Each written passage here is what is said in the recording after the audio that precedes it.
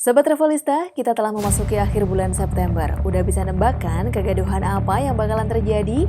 Ya, seperti tahun-tahun yang sudah-sudah, negeri ini sekali lagi akan digaduhkan oleh perdebatan sesama anak bangsa tentang siapa dalang sebenarnya G30S PKI.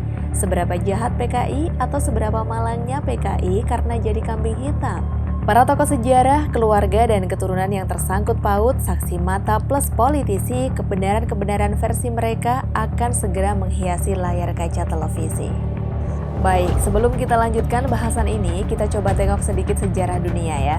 Kita akan sedikit membahas tentang bangsa Yahudi. Jadi, jauh sebelum hubungan Yahudi-Arab memanas di pertengahan abad 20, sentimen anti-Yahudi sudah terjadi di Eropa dan Amerika. Di mata orang-orang Eropa Kristen abad pertengahan, orang-orang Yahudi dianggap sebagai kaum pembunuh Tuhan, sehingga mereka benar-benar dibenci sampai ke ubun-ubun, selain faktor-faktor lain seperti persaingan ekonomi misalnya. Makanya di Amerika dan Eropa sampai-sampai ada beberapa negara yang harus mengeluarkan undang-undang antisemit atau anti-Yahudi. Lucunya, tuduhan Yahudi ini juga terkadang dilemparkan kepada mereka yang sebenarnya bukan Yahudi oleh pihak-pihak yang tidak menyukai. Alhasil, seringkali ada kejadian orang-orang non-Yahudi dipersekusi massa hanya gara-gara label Yahudi. Sekarang kita balik ke dalam negeri, tepatnya di era 70-an ke atas. Zaman Orde Baru dimulai dari pembersihan negeri secara masif dari orang-orang yang dituduh sebagai PKI dan simpatisannya. Diperkirakan setidaknya 1,5 juta jiwa anak bangsa melayang pada saat itu. Banyak beredar cerita bahwa pada saat itu orang gampang sekali melabeli orang lain dengan sebutan PKI hanya gara-gara orang tersebut punya ketidaksukaan pribadi. Alhasil, dari korban jiwa sebanyak itu ternyata tidak semuanya ada keterkaitan dengan PKI, selain hanya sekedar dilabeli PKI saja. Pada era 80-90-an, hinaan PKI masih juga sering dipakai untuk mencemooh seseorang. Bahkan sebutan itu juga terkadang dilabeli kepada mereka yang bersimpati kepada Bung Karno dan keluarganya. Di zaman reformasi yang beriringan dengan era sosmed, kaum fundamentalis agama mulai bermunculan ke permukaan, mencoba menebar kebencian dan melabeli siapa saja yang tidak sesuai dengan ideologi mereka. Salah satu kelompok yang dibenci adalah JIL, Jaringan Islam Liberal, yang menurut mereka berniat merusak Islam dari dalam. Namun kemudian tuduhan liberal itu juga secara serampangan dilemparkan kepada setiap muslim yang berusaha menafsirkan ulang teks-teks keagamaan dalam konteks kekinian untuk mewujudkan Islam yang rahmatan lil alamin. Bukan hanya kata liberal, tapi juga kata-kata semacam kafir atau bahkan syiah kepada mereka yang berbeda pemikiran walaupun sebenarnya mereka sama sekali bukan termasuk kelompok syiah. Tahun 2014 barangkali di masa depan akan dikenang anak cucu kita sebagai tahun penanda kemunduran akhlak bangsa. Seiring dengan semakin banyaknya pengguna sosmed, kita tahu bahwa pada tahun itu dimulailah aksi saling melempar label di antara sesama anak bangsa seperti yang belum pernah terjadi sebelumnya. Dimulai dari politisi busuk yang melempar ide PKI versus Orba, anak-anak bangsa segera terbelah menjadi kaum kecebong versus kampret, yang disusul dengan lahirnya spesies baru kadrun. Tidak lama kemudian menyusul perseteruan Pilgub 2016. Kami sebenarnya benci harus menggunakan istilah-istilah itu di video ini, tapi itu harus dikemukakan untuk mempermudah Anda memahami bahaya yang mengintai bangsa ini. Yang jelas, kita terus terpecah belah dalam hal apapun.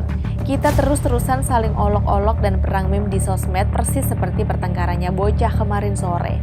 Kemenangan kubu politik yang didukung kaum maaf kecebong menjadi pukulan telak bagi kaum maaf kadrun yang sejak lama memang sudah tidak disukai kebanyakan masyarakat di Indonesia.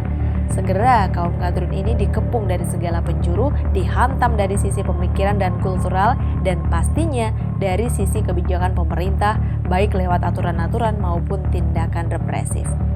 Kita tidak akan membahas lebih dalam soal fundamentalisme atau apa yang sering disebut sebagai radikalisme agama pada episode kali ini. Yang perlu kita lakukan adalah merefleksi diri karena sejarah terus berulang. Labeling Yahudi, PKI, kafir, liberal, atau syiah ini sekarang sudah mendapatkan teman baru, yaitu kadrun.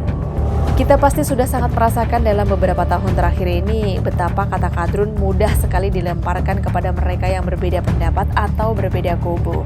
Tidak suka sama satu tokoh publik atau satu pejabat negara yang berseberangan, stempelnya kadrun.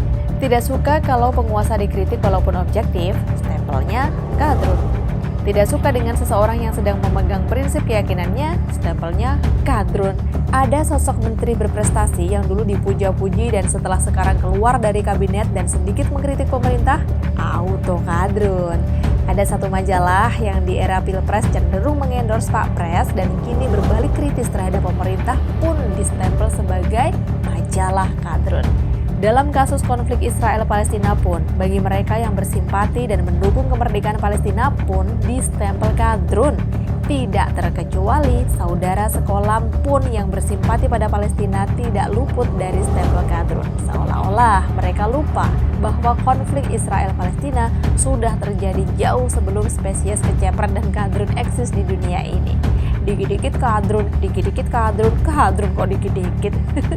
Kita juga tidak lupa bagaimana KPK dikebiri para penguasa dengan isu kadrun atau Taliban. Kaum kadrun pobik ini cepat sekali mengimani sabda para buzzer penguasa. Padahal orang-orang berintegritas di negeri ini sudah angkat suara mengecam ketidakadilan terhadap 75 pegawai KPK. Segera saja dulu KPK yang sangat diharapkan masyarakat menjadi garda terdepan dalam memerangi korupsi di negeri ini berubah image-nya seketika menjadi sarang kadrun. Sehingga KPK layak dikebiri dengan cara apapun asalkan kadrun bisa dienyahkan. Sementara para anggota KOR paduan suara itu tidak sadar bahwa dirinya sedang diperalat para oligarki untuk terus menyuburkan kekuasaannya demi mengeruk sumber daya alam di negeri ini. Yahudi, PKI, liberal, kafir, Syiah, dan kini kadrun. Sejarah telah menunjukkan bahwa mereka yang senang melakukan labeling untuk pemberangusan hak-hak menyuarakan pendapat adalah penguasa atau kelompok mayoritas. Tapi kali ini satu unsur perlu ditambahkan, yaitu sekelompok manusia cupu penikmat gosip-gosip politik yang sekedar memuaskan kegembiraan berdemokrasinya belaka demi kepentingan kubu-kubuan politik sendiri. Labeling itu menunjukkan kelemahan berpikir karena alih-alih berargumen dengan fakta dan akal sehat. Mereka cukup menggunakan stempel untuk melabeli pihak-pihak yang berseberangan ideologi. Oleh karena itu, labeling sesungguhnya adalah perilaku receh tapi jahat. Kita tentu tidak ingin perilaku receh dan jahat ini terus menyebar luas dan menjangkiti kebanyakan orang Indonesia. Dan kita pastikan perilaku receh dan jahat ini semakin subur jika kita masih berpegang pada sistem politik demokrasi pilsung yang mengusung banyak-banyakan suara untuk menang. Mari kita akhiri semua ini once and forever dengan kembali kepada Pancasila dan UUD 45 sesuai konsep awal pandiri para pendiri Republik Indonesia. Salam kembali menjadi bangsa Indonesia.